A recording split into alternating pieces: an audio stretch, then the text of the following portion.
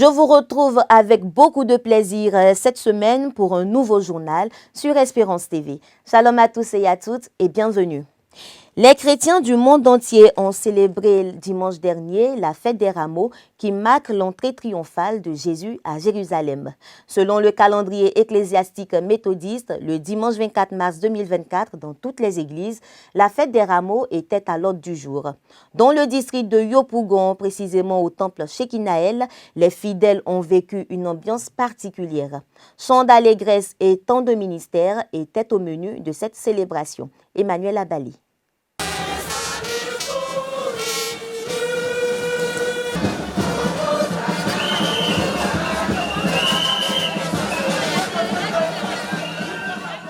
Rameaux à la main, tous s'écrièrent « Hosanna » au plus haut des cieux, en langue locale et en fanfare. Cette action est exécutée par les fidèles méthodistes du temple Shekinah de Yopougon qui ont célébré avec ferveur la fête des rameaux le dimanche 24 mars 2024. S'appuyant sur le texte de Matthieu le chapitre 21, les versets 1 à 9, le très révérend docteur Afi Josué a insisté sur la portée spirituelle de la ville de Bethphagée et sur le type de personnes qui s'exclamaient à la vue de Jésus sur l'ânon. Il y a un esprit d'épilepsie dans ta famille. Aujourd'hui, ça va finir. Parce que Jésus est entré avec les anciens épileptiques. Il entrait avec les anciens lépreux. Il entrait avec les anciens possédés. Tous ceux qui entraient avec lui à Jérusalem étaient tous délivrés. Cette prédication a entraîné le peuple de Dieu dans un élan de prière et d'adoration. C'est avec joie et reconnaissance de l'action de délivrance accordée en ce jour que les fidèles méthodistes de Shekinah de Yopougon sont repartis, rassurés de la foi placée en Jésus-Christ. J'ai vécu cette fête de rameaux cette année vraiment de façon particulière parce qu'il y a eu assez d'effervescence, on était tous unis, il y avait beaucoup de joie, beaucoup de danse, vraiment c'était bon. Le message a été vraiment perçu. Pour moi, c'est un culte exceptionnel que j'ai vécu en cette année 2024. L'enseignement du pasteur nous a vraiment fait du bien et nous a encore expliqué pourquoi est-ce qu'il faut célébrer la fête de la rameau. Ça m'a beaucoup fait du bien et je vais bénir le nom du Seigneur. Le très révérend docteur Afi Josué a profité de cette parade pour informer et inviter le peuple de Dieu à la Semaine Sainte engagée à partir de ce lundi 25 mars 2024. Jésus se présente à nous aujourd'hui en ce dimanche de rameau. Comment est-ce que nous l'accueillons? Le rameau, c'est vrai, c'est la victoire. Mais c'est la réconciliation, c'est la paix. C'est ce message-là que Jésus est venu nous annoncer. Mettons notre foi en Dieu, nous serons surpris. Parce que notre Dieu, il est le Dieu qui nous prépare des témoignages qui vont nous dépasser au nom de Jésus. La fête des rameaux, une fête célébrée par tous les chrétiens du monde entier. Cette fête vient annoncer la passion du Christ, sauveur de l'humanité. Dans le district Abidjan Sud, à Adjoufou, c'est dans une atmosphère de louange que les fidèles ont rejoint le temple Mont-Carmel après une procession dans les rues. Des palmes à la main, ils se sont replongés dans l'histoire de cette fête, comme le relatent les Saintes Écritures, en témoigne ce reportage de Daniel Krabi.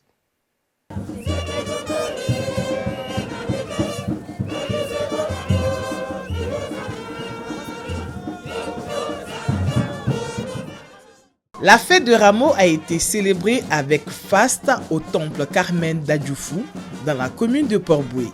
Les fidèles de cette communauté sont venus en grand nombre scander le Hosanna qui marque l'entrée triomphale de Jésus-Christ à Jérusalem. C'était en présence du très révérend Philippe Adjobi qui nous donne l'essence de cette célébration.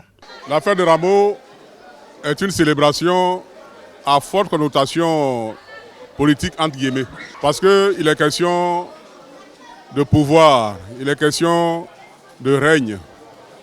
Et en cela, nous effleurons un peu le contexte politique. Jésus est le pouvoir par excellence, la puissance par excellence. Et quand nous le célébrons, entrant à Jérusalem en chantant Hosanna, nous proclamons qu'il est effectivement le roi des rois. Pour les chrétiens de Carmel d'Adjoufou, c'est une joie que de célébrer cette fête. Nous sommes très heureux pour cette journée de Rameaux que le Seigneur nous fait grâce de pouvoir vivre.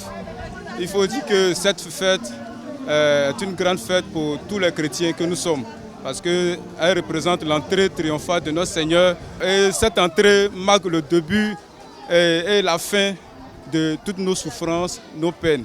Aujourd'hui, nous sommes heureux parce que c'est une grande première pour l'Église. Et aujourd'hui, c'est encore une plus grande joie parce que nous accueillons le Seigneur Jésus-Christ parmi nous. Et pour cette entrée qui a été vraiment phénoménale, nous ne pouvons que rendre grâce à Dieu. Et qu'il continue d'œuvrer dans nos vies à chacun et aussi dans la vie de cette communauté.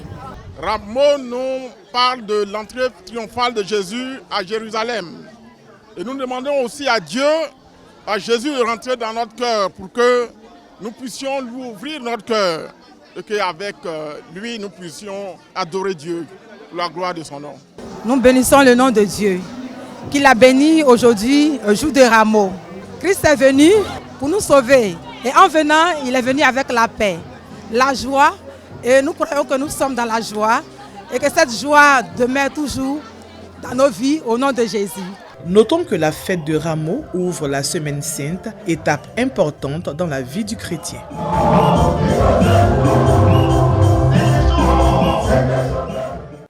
Restons toujours dans le district Abidjan Sud, cette fois au temple Israël de Treichville. Là-bas, les fidèles sont sortis nombreux pour acclamer l'entrée de Jésus à Jérusalem. La joie était également au rendez-vous. Le reportage de Guy Aloka dans un commentaire de Raphaël Dompé.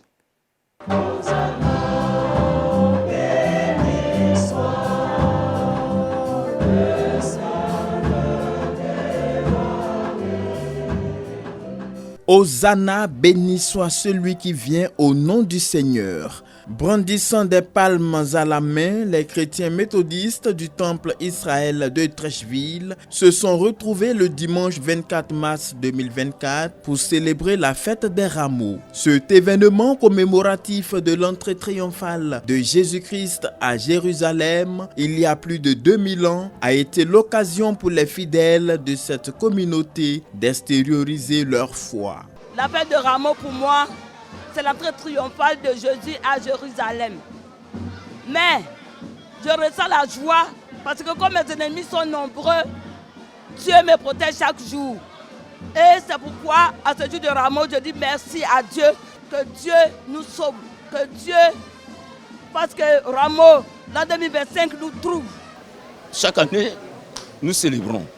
Donc comme Dieu nous a accordé une année, il fallait forcément que je vienne ce matin et glorifier le Seigneur pour tous ces bienfaits qu'il nous accorde. Alors à nous maintenant aussi de continuer toujours à faire ce qui est bien, ce que le Seigneur nous demande de faire. Aujourd'hui c'est la fête des Rameaux, nous sommes dans la joie de célébrer le Christ, la commémoration de l'entrée de Jésus à Jérusalem sur un anon. Et c'est une grâce pour nous. Nous bénissons le Seigneur, nous rendons toute la gloire à Jésus-Christ de Nazareth pour cette grâce qu'il nous donne ce matin. S'engager à suivre le Seigneur Jésus pour lui exprimer notre appartenance, c'est en substance le message véhiculé par l'officiant du jour, le révérend pasteur Adrien Macré-Otro, en charge de la communauté à travers le thème « Hosanna au fils de David » dans les lieux très hauts, tiré de Matthieu chapitre 21, versets 1 à 9. Nous devons reconnaître que Jésus-Christ est roi des rois. Nous devons aussi reconnaître que Dieu qui vient à nous, il vient pour nous sauver. Il vient pour nous sauver, mais son plan n'est pas forcément notre plan. On est nombreux qui disons suivre le Seigneur. Quand tout va bien, on pense acclamer le Seigneur. Mais quand aussi le Seigneur prend le contre-pied de ce que nous voulons, restons sereins, tranquilles et suivons-le parce qu'il sait mieux que quiconque ce qui est nécessaire, ce qui est bon pour nous. La fête des Rameaux, faut-il le savoir, représente également le dernier dimanche annonçant l'entrée dans la Semaine Sainte, semaine au cours de laquelle le Seigneur Jésus a vécu des moments difficiles avant d'être crucifié. Une autre chose, le week-end dernier, les fidèles méthodistes ont été instruits sur la santé et l'alimentation, une initiative de la direction de l'Église méthodiste unie Côte d'Ivoire. Comment se soigner à partir des aliments, c'est le thème de cette conférence qui s'est tenue à Cocody. Les détails avec Emmanuel Abali. C'est une assemblée composée de responsables laïcs et pasteurs de l'Église méthodiste unique Côte d'Ivoire qui a prêté une écoute attentive lors de la conférence sur le bien-être accordée par le Dr Cyril Richard, biomédecin et naturothérapeute, le samedi 23 mars 2024 au Jubilé de Cocody. Comment se soigner à partir des aliments est le thème sur lequel Dr Cyril Richard s'est appuyé en déclinant plusieurs argumentaires, entre autres le rôle des fruits et légumes dans l'organisme, l'organisation des repas quotidiens et quelques conseils pour une longévité pérenne. Les grains qui sont dedans, ce sont des antibiotiques. On n'enlève pas, c'est de la vitamine C. Mais il faut un poivron bien ferme, frais comme ça, vert. Soit il est mûr, mais il doit être ferme. Ou bien il est vert, il doit être aussi ferme. Au cours de cette conférence, les participants ont démontré leur intérêt pour ce sujet à travers une série d'échanges avec l'orateur, mais aussi des témoignages.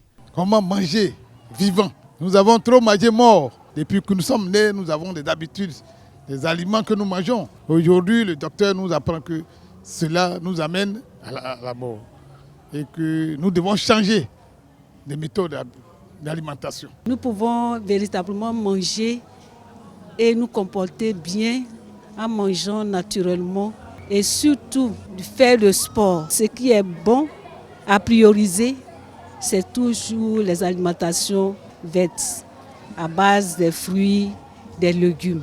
Il est très important de manger sainement afin d'être toujours en bonne santé. Et aujourd'hui, nous pourrons dire que bien se nourrir est un état d'esprit. Initiée par la Direction générale de l'Église méthodiste unique Côte d'Ivoire, cette conférence vient dans un contexte où la recrudescence de certaines pathologies dans nos paroisses inquiète de plus en plus. Le bishop Benjamin Boni, dès son ascension à la tête de l'Église, a bien voulu donner au peuple méthodiste de connaître une élévation à tout point de vue. Nous avons vu le suivi du peuple de Dieu par des questions qui ont été posées et le docteur a pris le temps de pouvoir expliquer, donner des réponses satisfaisantes. Et nous pensons que nos frères, en quittant cette salle, s'en vont bien renseignés. Une démonstration de certains cocktails, dits cocktails remèdes, a été présentée au public. Pour Dr Cyril Richard, conférencier du jour, c'est une opportunité mise à la disposition du peuple méthodiste pour une santé épanouie. L'aliment, c'est le seul grand médicament. Aucun médicament n'est au-dessus de l'aliment. C'est pourquoi je dis, l'aliment est un médicament, c'est pourquoi on l'appelle un aliment-médicament. Que le chrétien méthodiste soit loin de la maladie, afin que tous ceux qui sont sous des comprimés quelconques puissent abandonner leurs comprimés et recouvrer la santé, parce qu'il n'y a aucune pathologie qui ne puisse pas se guérir. Un chrétien méthodiste, une formation, un livre de santé, pour que chacun puisse se soigner chez lui à la maison. On peut vivre sans la maladie, dès l'instant que c'est l'homme lui-même qui construit la maladie à partir de son alimentation, mais il peut déconstruire la maladie à partir de la même alimentation. À l'issue de cette séance, ce fut l'occasion pour les invités d'arracher, comme des petits pains, les ouvrages du Dr Cyril Richard, comptant sur la grâce divine pour une longévité abrahamique. Nous ouvrons la page internationale à présent. Bassirou Diomaye Faye, c'est le nouvel homme fort de la République du Sénégal. Il a été désigné vainqueur des élections présidentielles du dimanche 24 mars 2024. Il devient ainsi le 5e président de cette nation et succède à Macky Sall, le président sortant. Au Sénégal, Bassirou Diomaye Diakhar Faye est donné vainqueur de la présidentielle déroulée dimanche. À 44 ans, l'opposant et dauphin d'Ousmane Sonko sera le 5e président du pays. Je salue la posture des autres candidats qui, sans exception, ont honoré une tradition bien sénégalaise sans même attendre la proclamation des résultats officiels par les instances habilitées de l'État. Leurs messages de félicitations sont le témoignage éloquent de leur grandeur. Lundi soir, en tête des résultats provisoires, Diomaye, bien conscient de sa mission, a promis la continuité dans les relations internationales du Sénégal en ces termes. Je voudrais dire à la communauté internationale, à nos partenaires bilatéraux et multilatéraux, que le Sénégal tiendra toujours son rang. Il restera le pays ami et l'allié sûr et fiable de tout partenaire qui s'engagera avec nous dans une coopération vertueuse, respectueuse et mutuellement productive. Dans la foulée, le candidat du parti au pouvoir, Amadou Ba, a reconnu sa défaite. Le poulain du président sortant Macky Sall a félicité son adversaire. Toujours dans la sous-région ouest-africaine, au Nigeria, 130 écoliers ont été kidnappés le 7 mars dernier par des hommes armés. Selon les autorités locales, ces victimes ont été libérées saines et sauves. Regardez. Au Nigeria, plus de 130 élèves victimes début mars d'un enlèvement de masse ont été libérés sains et saufs selon l'armée et les autorités locales. Secourus dimanche par l'armée dans une forêt située à environ 200 km de chez eux. Les écoliers ont été amenés au siège du gouvernement de l'État de Kaduna après avoir reçu des soins, une coupe de cheveux et leurs premiers vêtements de rechange depuis leur enlèvement il y a une vingtaine de jours. 6 des 137 élèves sont toujours hospitalisés et un membre du personnel qui avait été enlevé en même temps que les enfants est mort en captivité. I have physically present before you 131. J'ai ici présente physiquement 131 des 137 victimes de l'enlèvement. Cela signifie que 6 d'entre elles ne sont pas physiquement avec nous.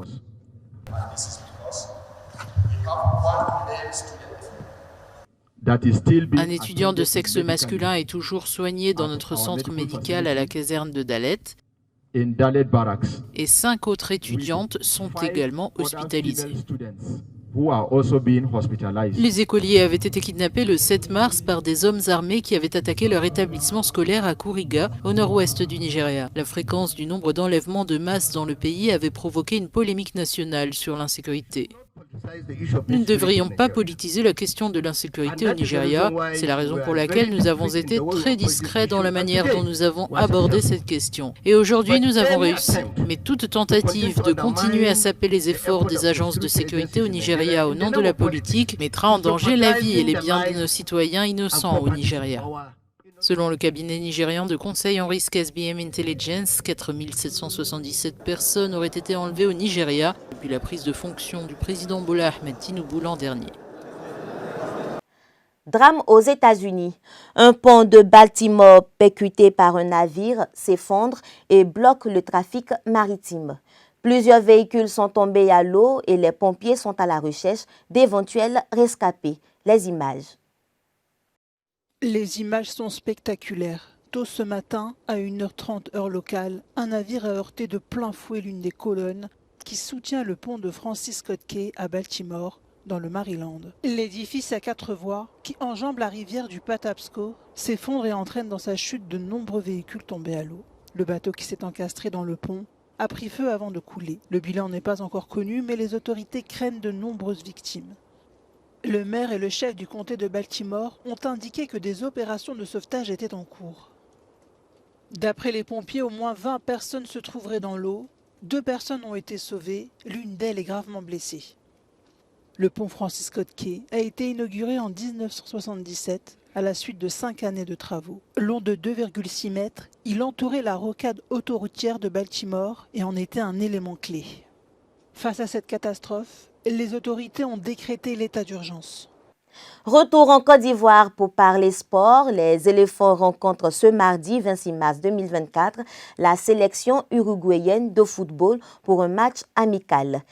Les tenants du titre champion d'Afrique des Nations étaient face aux Guépards du Bénin le week-end dernier. Cette rencontre qui s'est achevée sur un score de 2 buts partout a été marquée par le retrait des crampons de l'Ivoirien Max-Alain Gradel. 2 fois champion d'Afrique, il a été célébré par ses coéquipiers.